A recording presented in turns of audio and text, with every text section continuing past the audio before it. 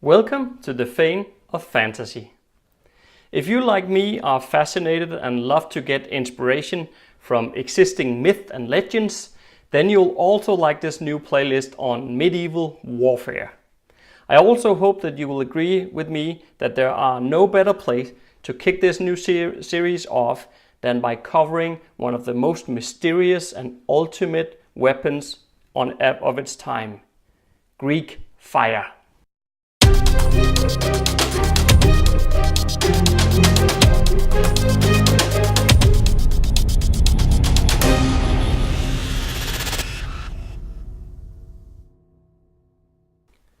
Way back in the 7th century, the Byzantines, and not the Greeks, created a weapon known as Greek fire.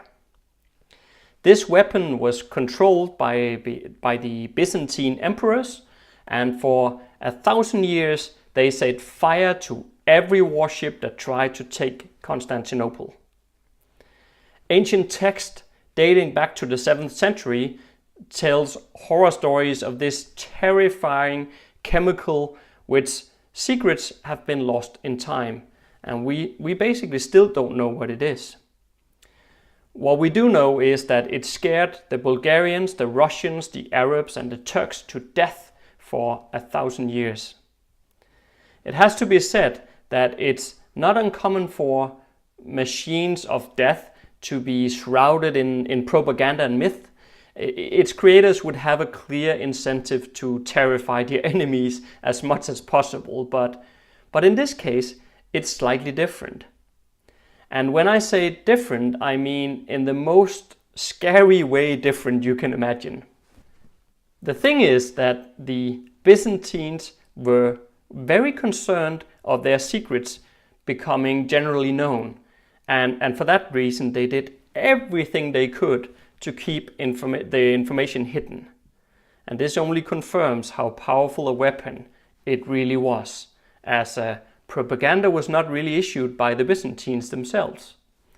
So knowledge of this weapon would travel by word of mouth. If people survived that long, that really is. The situation almost reminds us of how modern states are trying their utmost to keep their latest military weapon development programs secret. In fact, the power of Greek fire was so great that its owners were terrified of it being used against them. Lucky for them, that never happened. And because of that, their secrets were kept safe, and we don't know about it today. We have here a weapon system that continued to be effective all the way into the age of gunpowder.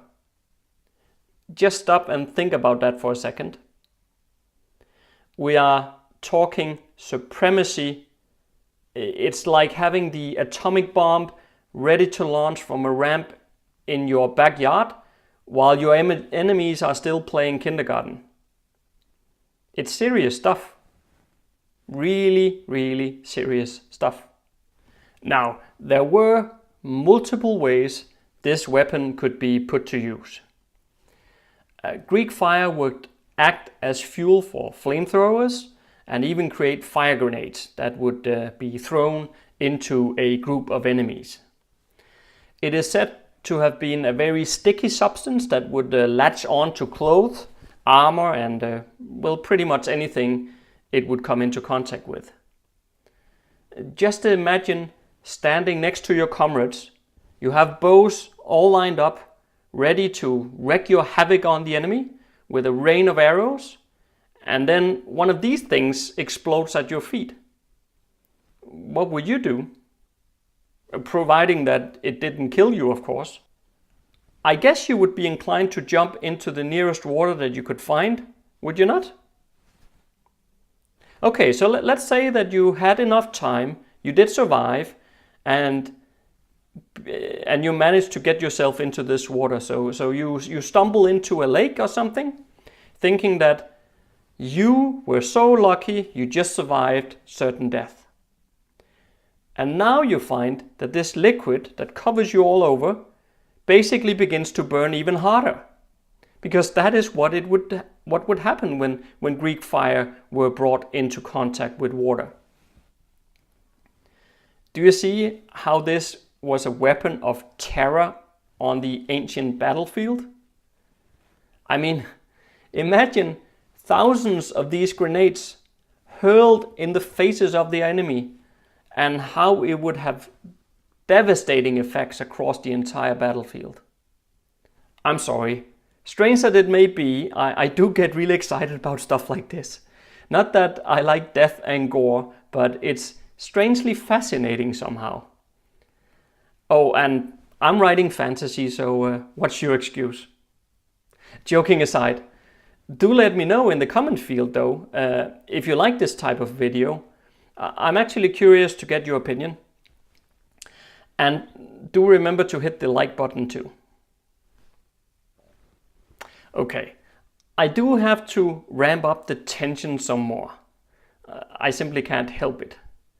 So this ultimate death machine was a naval superweapon able to set fire to the air itself. It is set to leap across 30 feet gaps and set enemy ships on fire with over 800 degrees Fahrenheit or 420 degrees Celsius.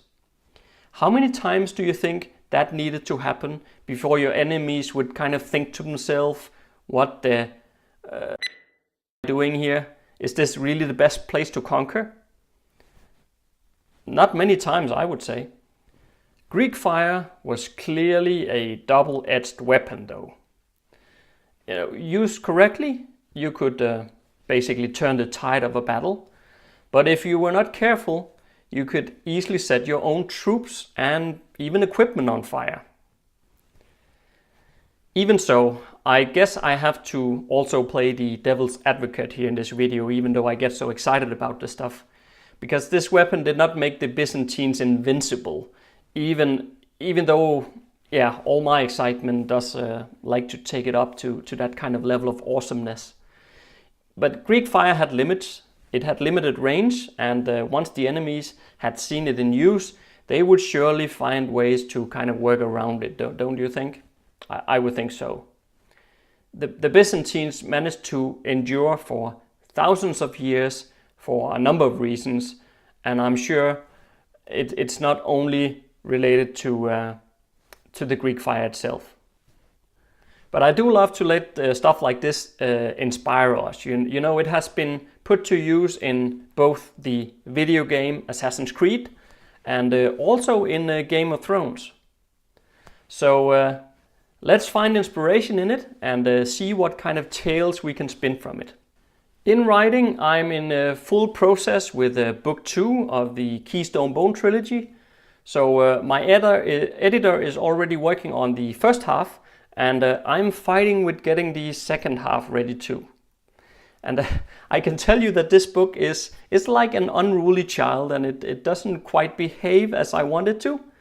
I basically have had to rewrite several scenes that I just wasn't quite happy with. And the aim is that my editor will have the full book in his hands at the end of March here. So if you're on my email list or have joined over on Patreon, I'll be looking for beta readers in the near future. So by then the book will be fully edited. So if you are interested in that, in a free read, then get signed up to my email list.